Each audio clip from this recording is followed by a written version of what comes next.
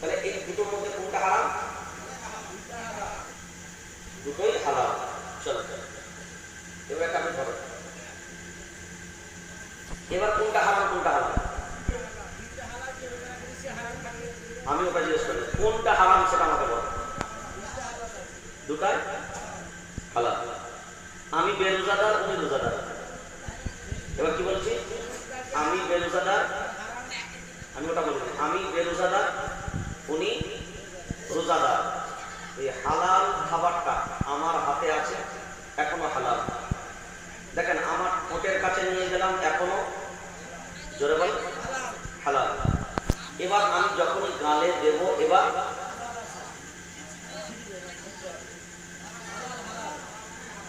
যখনই গালে দেব তখন আর হালাল হালাল থাকবে না। কারণ আমি গালে যখন দিচ্ছি খাবার জন্যই গালে দিচ্ছি, এর স্বাদ অটোমেটিকলি আমার গালে চলে যাচ্ছে। তো আমি যখনই এটা খেলাম, খুব ভালো করে বোঝেন, এই হালালটা আমাদের খুব ভালো কথা কাটে, যতটুকু খেলাম আমার গালে যেটা গেল এটা যেটা বলে হারাম, এটা যেটা আছে যেটা বলে এটা হালাল। একবারও কি বুঝেছেন যে একটা হালাল খাবার একটা বেরোজাদার কত বড় নিকৃষ্ট হতে পারে, যে একটা হালাল খাবার তার গালে যাবার সাথে সাথেই, তাহলে খাবার হালাল যদি গালে যাবার সাথে সাথেই হারাম হয়ে যায়, এই যন্ত্রটা কতটা হালাল আর কতটা হারাম, এটা বুঝতে পেরেছেন না পারেন? এখন চিন্তা করে দেখেন, এগুলো আমরা জীবনে কোনোদিন মূল্যায়ন করিনি যে একটা রোজাদার কত বড় নিকৃষ্ট পাপী হতে পারে। যার কারণেই না আল্লাহ নবী বললেন, যে ব্যক্তি রমজান পেল অথচ নিজেকে ক্ষমা করিয়ে নিতে পারলো না, আমি রাসূল বলছি ওই ব্যক্তি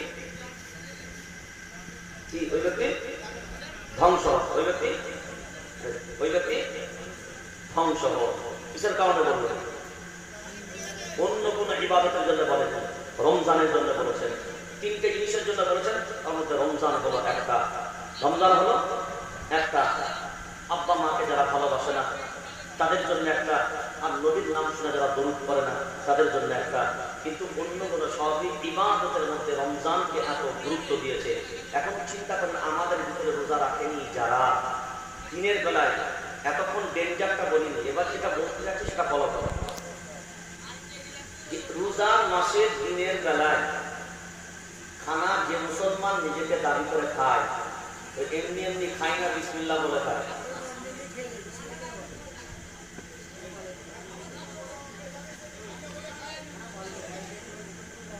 যার বিসমিল্লাহ বলা অভ্যাস আছে সে অটোমেটিকলি বিসমিল্লাহ বলি খাবে। এখন এবার দলেরটা জবাবটা আপনারা দেবেন। এখন বিসমিল্লাহ বলে তো যে খেলো, হারাম জিনিস যখন বিসমিল্লাহ বলে খাওয়া হয় তখন আল্লাহর সাথে উপহাস ও ঠাট্টা বিদ্রুপ করা হয়। তার সাথে আল্লাহর সাথে। এখন ফাতোয়া আমরা দেব না, ফাতোয়া আপনারা বিবেচনা করবেন। আল্লাহর সাথে যারা উপহাস ঠাট্টা বিদ্রুপ করে এরা ইমানদার হয় না বেঈমান হয়? জোরে বলেন।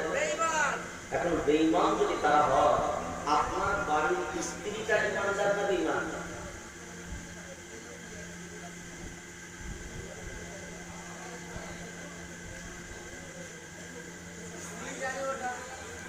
আল্লাহ জানেন। আপনার স্ত্রী রোজা রাখে, অনেকের কথাটা বুঝে নেয়, হাস্যকারের কথা নয়।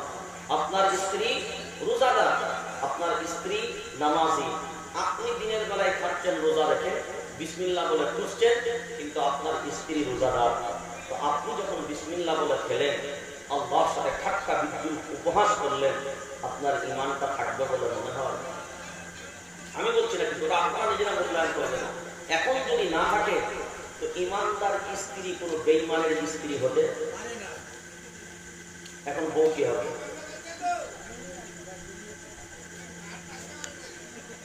না, ওটা আমি বলছি। এবার মূল্যায়ন করবেন। সিদ্দিকুল্লাহ একটা ইঙ্গিত দিয়ে গেল, এগুলো ভাবনা চিন্তা করবেন। কারণ আমরা রোজার মাসটাকে খুব অবহেলায় কাটাই। রোজার মাসের যে সম্মান সেটা আমরা কদর করি না। রোজার মাসের পরিচিত জায়গা আমরা বুঝেও কিনা। আমরা মনে করি দিনদাস চলে যাচ্ছে। এবার একটা জিনিস সব থেকে কঠিন যেটা আপনার মাঝখানে, সেটা আপনার ভাবা দরকার। কারণ রোজার মাস এমনই একটা মাস যে মাসে আল্লাহ রোজাদারদের সাথে আল্লাহর সম্পর্ক জুড়বেন বলে সমস্ত রকমের খারাপ শয়তানের কানেকশনকে আল্লাহ কেটে দেন। রমজান মাসে শয়তান মানুষকে খারাপ কাজের দিকে নিয়ে যাবে না। তারপরেও যারা নামাজ রোজা ধরে না, এদেরকে কোন শয়তান বাধা দেয়?